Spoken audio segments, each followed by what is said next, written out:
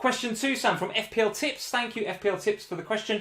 Who are the cheap enablers we should be looking at? He's talking about Robinson and Davis. And Davis in particular, a very interesting pick from Aston Villa. 4.3 midfielder in FPL. So if you want a real out-of-position player, I mean, he's played up front, didn't he, for Aston Villa against Sheffield United the other night.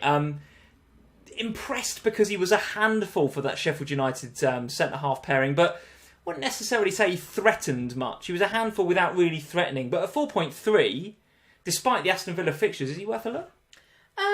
Yeah, I mean, he's going to get minutes, you would think, and therefore going to bring some FPL points. And at a time where we're talking about how we don't want to burn our benches, we want them to be there because the quick succession of matches, all of that kind of stuff means that you do want people on the bench that are going to play. I would have thought he would get minutes, but honestly, I don't know. I'm still yet to be convinced that Aston Villa have that kind of bite about them going forward. And they need to find that now. John McGinn might help with that at his return, of course. And obviously, there's Grealish, who is the puppet master in that team for sure. Bit lucky to get away with a point though.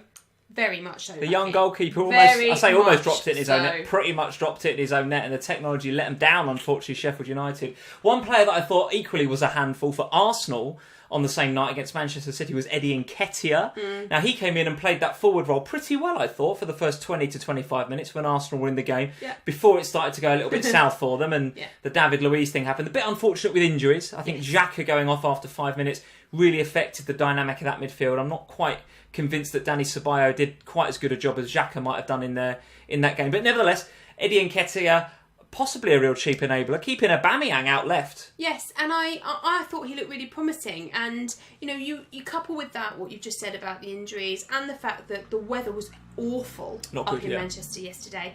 And Arsenal had really weird travel plans to get up there. Yeah, like 2 flights from Stansted on that night or something like that. Didn't fly until 5 o'clock that evening. The game was at 8:15. They had to then travel back to Liverpool to get the flight home.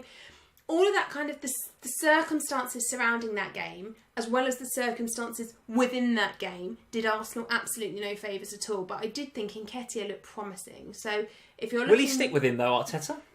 Well, he's against lesser opposition, he could do well. I agree, but will he stick with him? I think he might. I mean, all of the stuff that he's been saying about the Nketiah in particular, he named him, but also about the younger, the likes of Martinelli, talking about how well they've come back into training.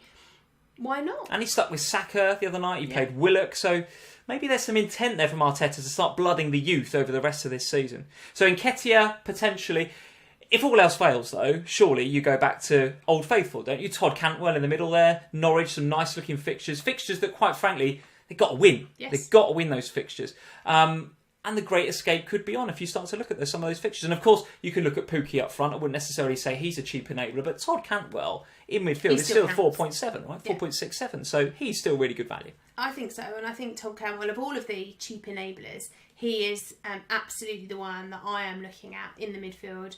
Like Lee says, you've got the reasonable fixtures, but you've also got this real determination to get out of trouble. Now, we're yet to see whether that determination actually manifests itself when we see them playing game week 30 plus. Well, we hope they've got determination. Certainly before the break, I don't think we saw a lot, but they've got. If Farke can get the character and the mentality right, then they have got the fixtures to get out there. I also really like Max Aarons if you're looking for a cheap defensive enabler.